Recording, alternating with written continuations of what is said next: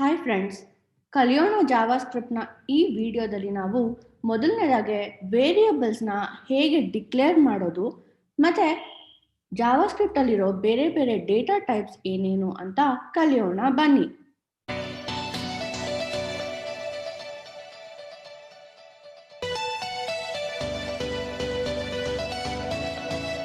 Variables are containers to store the data. ನೀವು ಯಾವುದೇ programming language ಅಲ್ಲಿ ನೋಡಿದ್ರು ವೇರಿಯೇಬಲ್ಸ್ ಅಂದರೆ ಅದೊಂಥರ ಕಂಟೈನರ್ಸ್ ಅಂದರೆ ಬಾಕ್ಸ್ ಥರ. ಅದರಲ್ಲಿ ನಾವು ಡೇಟಾನ ಸ್ಟೋರ್ ಮಾಡ್ಕೊಬಹುದು. ಜಾವಾಸ್ಕ್ರಿಪ್ಟಲ್ಲಿ ವೇರಿಯೇಬಲ್ಸ್ನ ಡಿಫೈನ್ ಮಾಡೋದಕ್ಕೆ ಈ ಥರ ಕೀವರ್ಡ್ಸ್ನ ಉಪಯೋಗಿಸ್ತೀವಿ. ಒಂದು ವ್ಯಾರ್, ಇನ್ನೊಂದು ಲೆಟ್, ಇನ್ನೊಂದು ಕಾನ್ಸ್ಟ್ ಅಂತ. ಈ ಮೂರೂ ಯಾವ ಥರ ಉಪಯೋಗಿಸೋದು ಮತ್ತು ಅದ್ರ ಮಧ್ಯೆ ಏನೇನು ಡಿಫ್ರೆನ್ಸ್ ಇದೆ ಅಂತ ನಾನು ಎಕ್ಸಾಂಪಲ್ ಜೊತೆಗೆ ತೋರಿಸ್ಕೊಡ್ತೀನಿ. ಒಂದು ಎಕ್ಸಾಂಪಲ್ ವೇರಿಯೇಬಲ್ನ ಈ ರೀತಿ ನಾವು ಡಿಕ್ಲೇರ್ ಮಾಡ್ಬೋದು. ಈ ವ್ಯಾರ್ ಅನ್ನೋ ಕೀವರ್ಡ್ನ ಉಪಯೋಗಿಸಿದಾಗ ಜಾವಾಸ್ಕ್ರಿಪ್ಟ್ಗೆ ಗೊತ್ತಾಗುತ್ತೆ ಇದು ಒಂದು ವೇರಿಯೇಬಲ್ ಡಿಕ್ಲರೇಷನ್ ಅಂತ. ನಾವು ಒಂದು ವೇರಿಯೇಬಲ್ ಡಿಕ್ಲೇರ್ ಮಾಡ್ಬೇಕಾದ್ರೆ ಅದಕ್ಕೊಂದು ನೇಮ್ನ ಕೊಡಬೇಕು. ಇಲ್ಲಿ ನಾನು ವೇರಿಯೇಬಲ್ ನೇಮ್ನ ನೇಮ್ ಅಂತ ಕೊಡ್ತಿದ್ದೀನಿ. ಈಕ್ವಲ್ಸ್ ಅಂದರೆ ಇದು ಅಸೈನಿಂಗ್ ಆಪರೇಟರ್ ಅಂತ ನಾವು ಕರಿತೀವಿ. ಯಾವ್ದಾದ್ರು ವ್ಯಾಲ್ಯೂನ ಅಸೈನ್ ಮಾಡಬೇಕು ಅಂದರೆ ಈಕ್ವಲ್ ಟು ಸೈನ್ನ ಉಪಯೋಗಿಸ್ಬೇಕು. ಇಲ್ಲಿ ನಾನು ಸ್ಟ್ರಿಂಗ್ ವ್ಯಾಲ್ಯೂನ ಕೊಡ್ತಾ ಇದ್ದೀನಿ. ಸೊ ರಾಹುಲ್ ಅಂತ ಒಂದು ವೇರಿಯೇಬಲ್ನ ನಾನು ಇಲ್ಲಿ ಡಿಕ್ಲೇರ್ ಮಾಡ್ತಾ ಇದ್ದೀನಿ. ಈ ಡೇಟಾ ಟೈಪ್ಸ್ ಜಾವಾಸ್ಕ್ರಿಪ್ಟ್ ಅಲ್ಲಿ ನಾವು ಯಾವ್ಯಾವ ತರ ಡೇಟಾನ ಸ್ಟೋರ್ ಮಾಡಬಹುದು ಅಂದ್ರೆ, ಮೊದಲನೇದು ಸ್ಟ್ರಿಂಗ್ಸ್, ಇನ್ನೊಂದು ನಂಬರ್ಸ್, ಹಾಗೆ ಬೂಲಿಯನ್ ಅಂದ್ರೆ ಒಂದು ಟ್ರೂ ಅಥವಾ ಫಾಲ್ಸ್ ಇರತ್ತೆ, ಜೊತೆಗೆ ನಲ್, ಆಮೇಲೆ ಅನ್ಡಿಫೈನ್ಡ್. ಇದಿಷ್ಟು ಪ್ರಿಮಿಟಿವ್ ಡೇಟಾ ಟೈಪ್ಸ್ ಅಂತ ಕರಿತೀವಿ. ಇದು ಬಿಟ್ಟು ಅರೇಸ್ ಮತ್ತೆ ಆಬ್ಜೆಕ್ಟ್ಸ್ ಕೂಡ ಇದೆ. ಅದನ್ನ ನಾವು ಮುಂದಿನ ವಿಡಿಯೋಸ್ ಅಲ್ಲಿ ನೋಡೋಣ. ಈಗ ಈ ಡೇಟಾ ಟೈಪ್ಸ್ ಮತ್ತೆ ವೇರಿಯೇಬಲ್ಸ್ ಎಲ್ಲಾನು ಒಂದು ಎಕ್ಸಾಂಪಲ್ ಜೊತೆಗೆ ಕಲಿಯೋಣ. ಇಲ್ಲಿ ನಾನು ಆನ್ಲೈನ್ ಕೋಡ್ ಪೆನ್ ಎಡಿಟರ್ನ ಉಪಯೋಗಿಸ್ತಾ ಇದ್ದೀನಿ. ಒಂದು ಸ್ಯಾಂಪಲ್ HTML ಟೆಂಪ್ಲೇಟ್ನ ಬರೆದಿದ್ದೀನಿ. ಸೊ ಇಲ್ಲಿ ಬಾಡಿ ಸೆಕ್ಷನ್ ಅಲ್ಲಿ ನಾನೊಂದು ಹೆಡ್ಡಿಂಗ್ನ ಡಿಫೈನ್ ಮಾಡಿದ್ದೀನಿ. ಈಗ ನೆಕ್ಸ್ಟ್ ನಾನೊಂದು ಚಿಕ್ಕ ಪ್ಯಾರಾಗ್ರಾಫ್ನ ಡಿಫೈನ್ ಮಾಡ್ತೀನಿ. ಇದಕ್ಕೆ ID ನೇಮ್ ಅಂತ ಕೊಡ್ತೀನಿ. ಈ ಪ್ಯಾರಾಗ್ರಾಫ್ ಒಳಗಡೆ ನಾನು ಏನೂ ಬರೀತಾ ಇಲ್ಲ. ಸೊ ಅದನ್ನ ನಾನು ಜಾವಾಸ್ಕ್ರಿಪ್ಟ್ ಅಲ್ಲಿ ಡೈನಮಿಕ್ ಆಗಿ ಆಡ್ ಮಾಡ್ತೀನಿ. ಈಗ ಜಾವಾಸ್ಕ್ರಿಪ್ಟ್ ಫೈಲಲ್ಲಿ ಒಂದು ವೇರಿಯೇಬಲ್ನ ಡಿಕ್ಲೇರ್ ಮಾಡಬೇಕು. ಸೊ ಫಸ್ಟ್ ವೇರಿಯೇಬಲ್ನ ಡಿಕ್ಲೇರ್ ಮಾಡೋಕ್ಕೆ ಯೂಸ್ ಮಾಡುವಂಥ ಕೀವರ್ಡ್ ವ್ಯಾರ್. ಈ ವ್ಯಾರ್ ಅನ್ನೋದು ಜಾವಾಸ್ಕ್ರಿಪ್ಟ್ ಇಂಟ್ರೊಡ್ಯೂಸ್ ಮಾಡಿದಾಗಿಂದನೂ ಇರುವಂಥ ಒಂದು ಕೀವರ್ಡ್. ಈಗ ಒಂದು ನೇಮ್ ಕೊಟ್ಬಿಟ್ಟು ಇದಕ್ಕೆ ನಾನು ಸ್ಟ್ರಿಂಗ್ಸ್ನ ವ್ಯಾಲ್ಯೂನ ಅಸೈನ್ ಮಾಡ್ಬೇಕಾದ್ರೆ ಸಿಂಗಲ್ ಕೋಟ್ಸ್ ಅಥವಾ ಡಬಲ್ ಕೋಟ್ಸ್ ಯಾವ್ದು ಬೇಕಾದ್ರೂ ಉಪಯೋಗಿಸ್ಕೋಬಹುದು. ಸೊ ರಾಹುಲ್ ಅಂತ ಡಿಕ್ಲೇರ್ ಮಾಡ್ತೀನಿ. ಇದು ಒಂದು ನಾರ್ಮಲ್ ವೇರಿಯೇಬಲ್ನ ಡಿಕ್ಲೇರ್ ಮಾಡುವಂಥ ರೀತಿ. ಈಗ ಇದನ್ನ ನಾನು ಈ ಪಿ ಟ್ಯಾಗ್ಗೆ ಆಡ್ ಮಾಡಬೇಕು ಅಂದರೆ ಏನು ಮಾಡಬೇಕು, document dot get element by ID. ಇಲ್ಲಿ ID-ನ ಮೆನ್ಷನ್ ಮಾಡಬೇಕು. Name dot inner HTML. ಇದನ್ನ ನಾವು ಹೆಂಗೆ ಯೂಸ್ ಮಾಡಬೇಕು ಅಂತ ನೋಡಿದ್ದೀವಲ್ವಾ, ಈಕ್ವಲ್ಸ್ ನೇಮ್ ಅಂತ ಕೊಡ್ತೀನಿ. ಸೊ ಇಲ್ಲಿ ನನಗೆ ಏನಾಗತ್ತೆ ನೋಡಿ, ಇಲ್ಲಿ ನನ್ನ ಪಿ ಟ್ಯಾಗ್ಗೆ ಇಲ್ಲಿ ನನ್ನ ನೇಮಲ್ಲಿ ಏನು ಡಿಕ್ಲೇರ್ ಮಾಡಿದ್ನೋ ಅದು ಇಲ್ಲಿ ನನಗೆ ಇಲ್ಲಿ ಡಿಸ್ಪ್ಲೇ ಆಗ್ತದೆ. ಸೊ ಈ ನೇಮ್ ವ್ಯಾಲ್ಯೂ ನಾನು ಚೇಂಜ್ ಮಾಡಿದೆ ಅಂತ ಇಟ್ಕೊಳ್ಳಿ, ಅಂಕಿತಾ ಅಂತ ಚೇಂಜ್ ಮಾಡ್ತೀನಿ. ಈಗ ಈ ಪ್ರೋಗ್ರಾಮ್ ರಿಫ್ರೆಶ್ ಆದಾಗ ಏನಾಗತ್ತೆ ಅಂತ ನೋಡೋಣ. ನೋಡಿ, ಅಂಕಿತಾ ಅಂತ ಬಂತು. ಸೊ ಇಲ್ಲಿ ನಾನು ಈ ವೇರಿಯೇಬಲ್ ವ್ಯಾಲ್ಯೂ ಏನು ಕೊಡ್ತೀನೋ ಅದನ್ನೇ ನಾನು ಇಲ್ಲಿ ಯೂಸ್ ಮಾಡ್ಕೊತಾ ಹೋಗ್ತೀನಿ. ಸೊ ಇದು ಡೇಟಾ ಸ್ಟೋರ್ ಮಾಡುವಂಥ ಒಂದು ರೀತಿ. ಈಗ ಈ ವ್ಯಾರ್ ಕೀವರ್ಡ್ ಯೂಸ್ ಮಾಡೋದ್ರಿಂದ ಕೆಲವೊಂದು ಡಿಸ್ಅಡ್ವಾಂಟೇಜಸ್ ಇತ್ತು. ಏನು ಅಂದರೆ, ಈ ವೇರಿಯೇಬಲ್ಸ್ನ ಯಾವಾಗಲೂ ಗ್ಲೋಬಲ್ ಸ್ಕೋಪ್ ವೇರಿಯೇಬಲ್ಸ್ ಅಂತ ಕರಿತೀವಿ. ಯಾಕೆ ಅಂದರೆ ಈ ವೇರಿಯೇಬಲ್ಸ್ ನಾವು ಎಲ್ಲಿ ಬೇಕಾದ್ರೂ ಆಕ್ಸೆಸ್ ಮಾಡ್ಬೋದಾಗಿತ್ತು, ಹಾಗೆ ಎಲ್ಲಿ ಬೇಕಾದ್ರೂ ಚೇಂಜ್ ಮಾಡ್ಬೋದಾಗಿತ್ತು ಅದರ ವ್ಯಾಲ್ಯೂನ. ಸೊ ಈ ಥರ ಡಿಸ್ಅಡ್ವಾಂಟೇಜಸ್ನ ಓವರ್ಕಮ್ ಮಾಡೋದಕ್ಕೆ 2015 ಆದಮೇಲೆ ಈ ವ್ಯಾರ್ ಕೀವರ್ಡ್ ಬದಲು ಲೆಟ್ ಮತ್ತು ಕಾನ್ಸ್ಟೆಂಟ್ ಕೀವರ್ಡ್ನ ಕಂಡು ಹಿಡಿದ್ರು. ಈ ಲೆಟ್ ಕೀವರ್ಡ್ ಕೂಡ ನಮಗೆ ವೇರಿಯೇಬಲ್ಸ್ ಡಿಫೈನ್ ಮಾಡೋದಕ್ಕೆ ಉಪಯೋಗಿಸೋದು. ಸೊ ರಾಹುಲ್ ಅಂತ ನಾನು ಮಾಡಿದ್ರೆ ಸೇಮ್ ನನಗೆ ವ್ಯಾರ್ ಕೀವರ್ಡ್ ಏನು ಮಾಡುತ್ತೋ ಅದೇ ಲೆಟ್ ಕೀವರ್ಡ್ ಕೂಡ ಮಾಡುತ್ತೆ. ಆದರೆ ಇದು ಬಂದ್ಬಿಟ್ಟು ಲೋಕಲ್ ಸ್ಕೋಪ್ಡ್ ವೇರಿಯಬಲ್. ಸೊ ನಾವು ಇದನ್ನ ಬೇರೆ ಬ್ಲಾಕ್ಸಲ್ಲಿ ಯೂಸ್ ಮಾಡಿದಾಗ ಇದ್ರ ವ್ಯಾಲ್ಯೂನ ಅಷ್ಟು ಈಸಿಯಾಗಿ ಚೇಂಜ್ ಮಾಡೋದಕ್ಕಾಗಲ್ಲ. ಹಾಗೆ ನಾವು ಇದಕ್ಕೆ ನಮ್ಮದೇ ಆದಂಥ ಸ್ಕೋಪ್ ಕೂಡ ಡಿಫೈನ್ ಮಾಡ್ಬೋದು. ಅದನ್ನು ಯಾವ ಥರ ಅಂತ ನಾನು ಇಫ್ ಲೂಪ್ ಮತ್ತು ವೈಲ್ ಲೂಪ್ ಈ ಥರ ಲೂಪ್ಸ್ ಬಗ್ಗೆ ಮಾತಾಡಿದಾಗ ತೋರಿಸ್ಕೊಡ್ತೀನಿ. ಇಲ್ಲಿ ನಾನು ಇದನ್ನು ವೇರಿಯಬಲ್ ಅಂತ ಯಾಕೆ ಕರಿತೀನಿ ಅಂದರೆ ಇದ್ರ ವ್ಯಾಲ್ಯೂನ ನಾವು ನಮ್ಮ ಪ್ರೋಗ್ರಾಮಲ್ಲಿ ಎಲ್ಲಿ ಬೇಕಾದ್ರೂ ಚೇಂಜ್ ಮಾಡ್ಬೋದು. ಇಲ್ಲಿ ರಾಹುಲ್ ಬದಲು ನಾನು ರಾಹುಲ್ ಶರ್ಮಾ ಅಂತ ಕೊಡ್ತೀನಿ. ಸೊ ಇಲ್ಲಿ ನೇಮ್ ನಾನು ಲೆಟ್ಟಲ್ಲಿ ಬರೀ ರಾಹುಲ್ ಡಿಫೈನ್ ಮಾಡಿಬಿಟ್ಟು ನೆಕ್ಸ್ಟ್ ಲೈನಲ್ಲಿ ರಾಹುಲ್ ಶರ್ಮಾ ಅಂತ ಕೊಡ್ತಾ ಇದ್ದೀನಿ. ಸೊ ನನಗೆ ಇಲ್ಲಿ ನೇಮ್ ಪ್ರಿಂಟ್ ಆದಾಗ ಫುಲ್ ರಾಹುಲ್ ಶರ್ಮಾ ಅಂತ ಪ್ರಿಂಟ್ ಆಗತ್ತೆ. ಈಗ ಈ ಲೆಟ್ ಮತ್ತು ಕಾನ್ಸ್ಟೆಂಟ್ಗೆ ಏನು ಡಿಫ್ರೆನ್ಸು? ಈಗ ಇನ್ನೊಂದು ಪ್ಯಾರಾಗ್ರಾಫ್ ಟ್ಯಾಗ್ನ ಆ್ಯಡ್ ಮಾಡ್ತೀನಿ.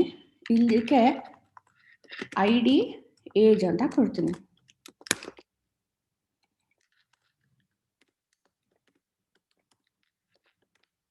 ಇಲ್ಲಿ ಕಾನ್ಸ್ಟೆಂಟ್ ಏಜ್ ಈಕ್ವಲ್ಸ್ 20 ಅಂತ ಕೊಡ್ತೀನಿ.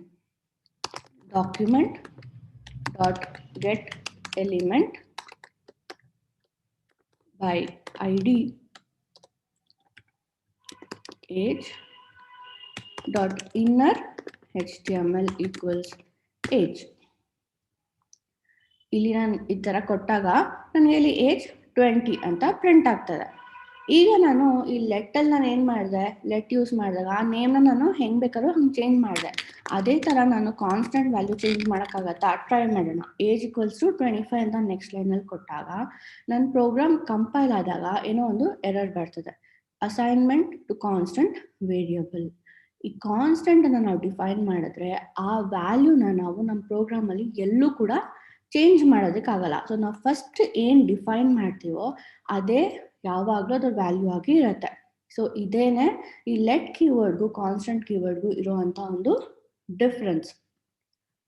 ಈಗ ಈ ಕಾನ್ಸ್ಟೆಂಟ್ಗೆ ನಾವು ಯಾವಾಗಲೂ ವ್ಯಾಲ್ಯೂನ ಅಸೈನ್ ಮಾಡಬೇಕು. ಇಲ್ಲಿ ನಾನು ಲೆಟ್ ನೇಮ್ ಈಕ್ವಲ್ಸ್ ರಾಹುಲ್ ಅಂತ ಇನಿಷಿಯಲೈಸ್ ಮಾಡಿದ್ದೀನಿ. ಅದು ನಾನು ಬರೀ ಲೆಟ್ ನೇಮ್ ಅಂತ ಕೂಡ ಕೊಡಬಹುದು. ಕೊಟ್ಟರು ನನ್ನ ಪ್ರೋಗ್ರಾಮ್ ವರ್ಕ್ ಆಗುತ್ತೆ. ಆದರೆ ಅದೇ ರೀತಿ ನಾನು ಕಾನ್ಸ್ಟೆಂಟ್ ಮಾಡೋಕ್ಕಾಗತ್ತಾ? ಟ್ರೈ ಮಾಡೋಣ. ಕಾನ್ಸ್ಟ್ ಏಜ್ ಅಂತ ಕೊಡ್ತೀನಿ. ಇಲ್ಲಿ ನಾನು ಯಾವುದೇ ಅಂತ ವ್ಯಾಲ್ಯೂ ಅಸೈನ್ ಮಾಡ್ತಾ ಇಲ್ಲ. ಸೊ ನನ್ನ ಪ್ರೋಗ್ರಾಮ್ ಕಂಪೈಲ್ ಆದಾಗ ಏನಾಗುತ್ತೆ, ಒಂದು ಎರರ್ ತೋರಿಸ್ತದೆ. ಮಿಸ್ಸಿಂಗ್ ಇನಿಷಿಯಲೈಸರ್ ಇನ್ ಕಾನ್ಸ್ಟೆಂಟ್ ಡಿಕ್ಲರೇಷನ್. ಸೊ ನಾವು ಕಾನ್ಸ್ಟೆಂಟ್ನ ಡಿಫೈನ್ ಮಾಡಬೇಕಾದ್ರೆ ಯಾವಾಗಲೂ ಅದಕ್ಕೆ ವ್ಯಾಲ್ಯೂನ ಅಸೈನ್ ಮಾಡಬೇಕು. ಯಾಕೆಂದರೆ ನಮ್ಮ ಪ್ರೋಗ್ರಾಮಲ್ಲಿ ಮುಂದೆ ಎಲ್ಲೂ ನಾವು ಆ ವ್ಯಾಲ್ಯೂನ ಚೇಂಜ್ ಮಾಡೋದಕ್ಕೆ ಆಗೋದಿಲ್ಲ. ಇದು ನಮ್ಮ ವೇರಿಯಬಲ್ ಡಿಕ್ಲರೇಷನ್ಸ್ ಬಗ್ಗೆ. ಈಗ ನೆಕ್ಸ್ಟ್ ನಾವು ಡೇಟಾ ಟೈಪ್ಸ್ನ ನೋಡೋಣ.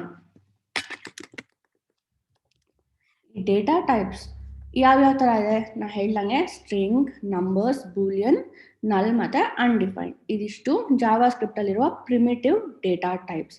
ಸೊ ಫಸ್ಟು ಸ್ಟ್ರಿಂಗ್ನ ಡಿಫೈನ್ ಮಾಡೋಣ. ಸೊ ಲೆಟ್ ಇಲ್ಲಿ ಕೋರ್ಸ್ ನೇಮ್ ಅಂತ ಒಂದು ವೇರಿಯಬಲ್ನ ಡಿಫೈನ್ ಮಾಡ್ತೀನಿ. JavaScript. ನೆಕ್ಸ್ಟು ಇದು ಬಂದ್ಬಿಟ್ಟು ಯಾವ ಥರ ವೇರಿಯಬಲ್ ಆಯಿತು? ಸ್ಟ್ರಿಂಗ್ ಆಯಿತು. ಸೊ ಸ್ಟ್ರಿಂಗ್ ಇರೋದ್ರಿಂದ ನಾನು ಸಿಂಗಲ್ ಕೋಟ್ಸ್ ಅಥವಾ ಡಬಲ್ ಕೋಟ್ಸ್ ಅಲ್ಲಿ ಕೊಡ್ತಾ ಇದ್ದೀನಿ. ನಾನು ಯಾವುದೇ ಒಂದು ಕ್ಯಾರೆಕ್ಟರ್ ಅಥವಾ ವರ್ಡ್ಸ್ ಕೊಡಬೇಕು ಅಥವಾ ಸೆಂಟೆನ್ಸ್ ಕೊಡಬೇಕು ಅಂದ್ರೂ ಅದನ್ನು ನಾನು ಸಿಂಗಲ್ ಅಥವಾ ಡಬಲ್ ಕೋಟ್ಸಲ್ಲಿ ಕೊಟ್ಟಾಗ ಜಾವಾ ಸ್ಕ್ರಿಪ್ಟ್ ಬೈ ಡಿಫಾಲ್ಟ್ ಆಗಿ ಅದನ್ನ ಸ್ಟ್ರಿಂಗ್ ಅಂತ ತಗೊಳತ್ತೆ. ನೆಕ್ಸ್ಟ್ ಒಂದು ನಂಬರ್ನ ಡಿಫೈನ್ ಮಾಡೋಣ. ಸೊ ಕೋರ್ಸ್ ID ಈಕ್ವಲ್ಸ್ 12 ಅಂತ ಕೊಡ್ತೀನಿ. ಇದು ನಂಬರ್ ಆಗಿರೋದ್ರಿಂದ ನಾನು ಇಲ್ಲಿ ಯಾವುದೇ ಕೋಡ್ಸ್ ಉಪಯೋಗಿಸ್ತಾ ಇಲ್ಲ. ಇಲ್ಲ ಅಕಸ್ಮಾತ್ ನಾನು ಕೋಡ್ಸ್ ಉಪಯೋಗಿಸಿದ್ರೆ ಆ ನಂಬರ್ ಕೂಡ ಸ್ಟ್ರಿಂಗ್ ಅಂತಾನೆ ಕನ್ಸಿಡರ್ ಆಗೋಗ್ಬಿಡತ್ತೆ. Next let course amount. ಈ ನಂಬರ್ ನಾನು ಬರೀ ಇಂಟೀಜರ್ ಉಪಯೋಗಿಸ್ಬೇಕು ಅಂತಾನೆ ಇಲ್ಲ, ನಾನು ಯಾವುದೇ ಥರ ಒಂದು ಫ್ಲೋಟಿಂಗ್ ಪಾಯಿಂಟ್ ಕೂಡ ಉಪಯೋಗಿಸ್ಬೋದು. ಈ ಥರ ಅಂದರೆ ಇದೂ ಜಾವಾಸ್ಕ್ರಿಪ್ಟಲ್ಲಿ ನಂಬರ್ ಆಗೇನೆ ಟ್ರೀಟ್ ಮಾಡೋದು. ನೆಕ್ಸ್ಟು ಕೋರ್ಸ್ ಅವೈಲಬಲ್ ಅಂತ ಒಂದು ವೇರಿಯಬಲ್ನ ಡಿಫೈನ್ ಮಾಡ್ತೀನಿ. ಇದು ಬೂಲಿಯನ್ ಅವೈಲಬಲ್. ಸೊ ಟ್ರೂ ಅಥವಾ ಫಾಲ್ಸ್ ಅಂತ ಒಂದು 2 ವ್ಯಾಲ್ಯೂಸ್ನ ತಗೊಬಹುದು ಇದು. ಸೊ ಇದು ಬೂಲಿಯನ್ ಅಂತ ಟ್ರೀಟ್ ಮಾಡತ್ತೆ. ಇಲ್ಲೂ ಕೂಡ ನಾವು ಯಾವುದೇ ರೀತಿಯಾದ ಸಿಂಗಲ್ ಕೋಟ್ಸ್ ಅಥವಾ ಡಬಲ್ ಕೋಟ್ಸ್ ಉಪಯೋಗಿಸ್ಬಾರ್ದು. ನೆಕ್ಸ್ಟ್ ನಲ್. ಸೊ ಇದಕ್ಕೆ ಲೆಟ್ ಕೋರ್ಸ್ ಟ್ಯೂಟರ್ ನಲ್ ಅಂತ ಕೊಡ್ತೀನಿ. ಆಮೇಲೆ ಲೆಟ್ ಕೋರ್ಸ್ ರಿವ್ಯೂ ಅನ್ಡಿಫೈನ್ಡ್. ಈ ನಲ್ ಮತ್ತು ಅನ್ಡಿಫೈನ್ಡ್ ಏನು ಅಂದರೆ, ಈ ನಲ್ ಅಂದರೆ ಎಂಟಿ ವೇರಿಯೇಬಲ್ನ ಡಿಫೈನ್ ಮಾಡ್ತಾ ಇದ್ದೀನಿ ಅಂತ ಅರ್ಥ. ಈ ಅನ್ಡಿಫೈನ್ಡ್ ಅನ್ನೋದು ಕೂಡ ಅದೇ ರೀತಿನೇ, ಬಟ್ ನಾವು ಅನ್ಡಿಫೈನ್ಡ್ ಅಂದಾಗ ಇನ್ನು ಅದಕ್ಕೆ ನಾವು ಯಾವುದೇ ರೀತಿ ವ್ಯಾಲ್ಯೂ ಕೊಟ್ಟಿಲ್ಲ ಅನ್ನೋ ಒಂದು ಅರ್ಥ. ನಾವು ಸ್ಪೆಸಿಫಿಕ್ ಆಗಿ ಅನ್ಡಿಫೈನ್ಡ್ ಅಂತ ಹಾಕೋ ಬದಲು ನಾವು ಜಸ್ಟ್ ಒಂದು ವೇರಿಯೇಬಲ್ನ ಡಿಕ್ಲೇರ್ ಮಾಡ್ಬೋದು ಈ ರೀತಿ. ಸೊ ಲೆಟ್ ಕೋರ್ಸ್ ರಿವ್ಯೂ ಅಂತ ಕೊಟ್ಟರು ಇದು ಕೂಡ ಅನ್ಡಿಫೈನ್ಡ್ ಆಗೇ ಇರುತ್ತೆ. ನಾವು ಎಕ್ಸ್ಪ್ಲಿಸಿಟ್ ಆಗಿ ನಲ್ ಅಂತ ಮಾಡಿದ್ರೆ ಅದು ಎಂಟಿ ವೇರಿಯೇಬಲ್ ಅಂತ ಅರ್ಥ. ಇಲ್ಲ ಅಂದರೆ ಜಾವಾಸ್ಕ್ರಿಪ್ಟ್ ಬೈ ಡಿಫಾಲ್ಟ್ ಆಗಿ ಅನ್ಡಿಫೈನ್ಡ್ ಅಂತಾನೆ ತಗೊಳ್ಳೋದು. ಈಗ ಈ ವೇರಿಯೇಬಲ್ಸ್ ನಾನು ಸ್ಟ್ರಿಂಗ್ ನಂಬರ್ ಅಂತ ಹೇಳಿದೆ, ಅದನ್ನ ನಾವು ಹೆಂಗೆ ಟೆಸ್ಟ್ ಮಾಡೋದು? ಅದಕ್ಕೆ ಜಾವಾಸ್ಕ್ರಿಪ್ಟ್ ಅಲ್ಲಿ ಟೈಪ್ ಆಫ್ ಅಂತ ಒಂದು ಕೀವರ್ಡ್ ಇದೆ. ಅದನ್ನ ಹೇಗೆ ಯೂಸ್ ಮಾಡೋದು ಅಂತ ನೋಡೋಣ. ಸೊ ಇಲ್ಲಿ ಇನ್ನೊಂದು ಪಿ ಟ್ಯಾಗ್ನ ಆ್ಯಡ್ ಮಾಡ್ತೀನಿ. ID equals type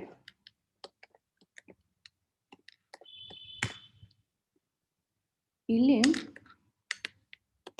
document dot get